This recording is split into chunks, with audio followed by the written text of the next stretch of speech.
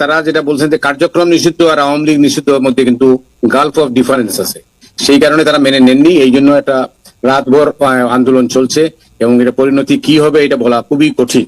যতটুকু ধারণা করা যায় তারা পরবর্তী পর্যায়ে প্রেসিডেন্টকে সরাতে চাইবেন হয়তোবা। বাংলাদেশের তত্ত্বাবধায়ক সরকারের অন্যতম একজন মুখপাত্র এবং আইন বিষয়ক উপদেষ্টা ডক্টর আসিফ নজরুল তিনি ঘোষণা করেছেন যে বাংলাদেশ আওয়ামী লীগের সমস্ত কার্যক্রমকে নিষিদ্ধ ঘোষণা করা হয়েছে আনলেস বিচার শেষ না হওয়া পর্যন্ত। ছাত্ররা বলছেন যে তারা এই ঘোষণার সাথে একমত নন, আওয়ামী লীগকে দল হিসাবে নিষিদ্ধ ঘোষণা করতে হবে। বাংলাদেশের সর্বজন শ্রদ্ধেয় একজন সম্পাদক সাংবাদিক তিনি আজকে আমাদের সাথে যুক্ত হয়েছেন। জনাব মতিউর রহমান চৌধুরী, আপনাকে শুভেচ্ছা জানাচ্ছি আমাদের এই অনুষ্ঠানে। জনাব মতিউর রহমান চৌধুরী, আপনার কাছে যে মতিউর রহমান চৌধুরী আপনি নিজে একজন সাংবাদিক সম্পাদক, টেলিভিশনে আপনি বিভিন্ন প্রোগ্রাম করে থাকেন এবং বাংলাদেশের রাজনীতির যে উত্থান পতন, আপনি মুক্তিযুদ্ধেও গিয়েছেন, রাজনীতির যে উত্থান পতন এই সব কিছু আপনার চোখের সামনে দিয়ে ঘটছে এবং এই যে 5ই আগস্টের যে পরিবর্তন, এই পরিবর্তনে আপনি নিজেও শেখ হাসিনা সরকারের নির্যাতনের শিকার হয়েছিলেন।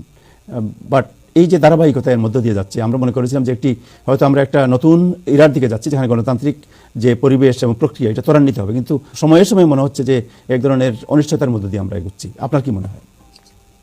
যে সিদ্ধান্তটা হয়েছে সেই সিদ্ধান্ত যারা আন্দোলন করছেন ছাত্ররা বা তাদের সঙ্গে তো বিভিন্ন রাজনৈতিক দলের নেতৃবৃন্দ রয়েছেন, তারা কিন্তু এই সিদ্ধান্তটা এখনো মেনে নেননি। তারা আরো কিছু সময় চেয়েছেন এবং আন্দোলনকারীরা সবাই কিন্তু হোটেল ইন্টারকন্টিনেন্টালের সামনে অবস্থান নিয়েছেন, হাজার হাজার মানুষ। এটা হচ্ছে যমুনা, যেখানে প্রধান উপদেষ্টা ডক্টর মোহাম্মদ ইউনূস যেখানে থাকেন, তার যে বাসভবন সেটা।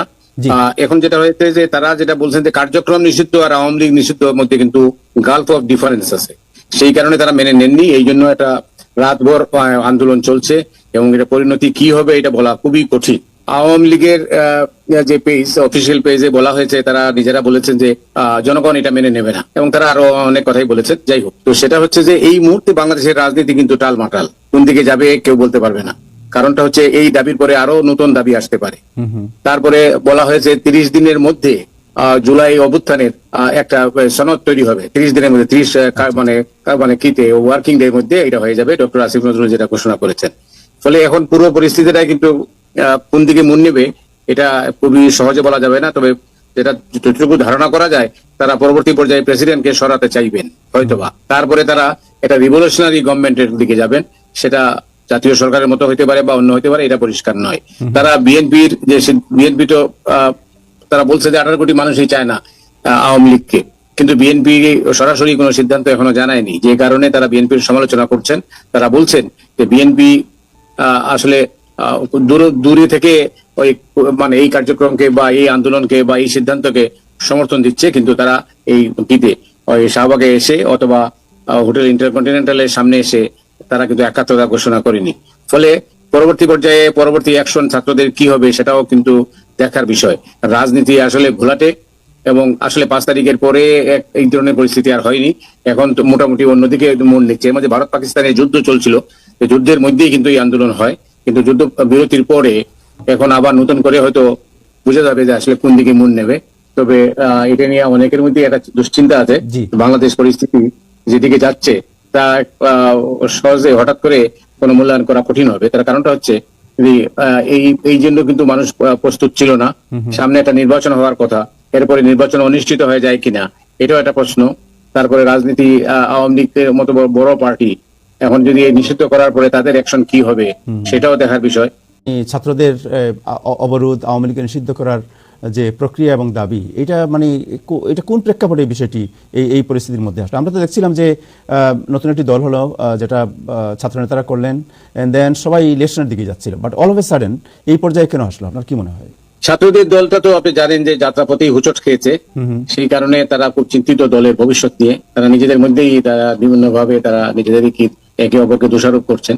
এই যখন পরিস্থিতি তখন ওই আওয়ামী লীগ নিষেধের দাবি নিয়ে তারা নতুন করে নেমেছেন, যাতে পরিস্থিতিটা পাল্টে যায়। আর বাংলাদেশ পরিস্থিতি তো আপনি জানেন যে বাঙালিরা অতি অল্পতেই খুশি, অল্পতেই বেজার এবং মুহূর্তের মধ্যে মত বদলে যায়। তো তারা মনে করতেছেন এই নিষিদ্ধ হলে পরে তারা হয়তো এর থেকে ফায়দা নিতে পারবেন, কিন্তু আমি জানি না কিভাবে তারা এটাকে চিন্তা ভাবনা করছেন না। কারণ বড় দুইটা পার্টি আওয়ামী লীগ এবং বিএনপি, তাদেরকে বাদ দিয়ে বাংলাদেশের রাজনীতি কতটুকু হবে আমি নিশ্চিত না।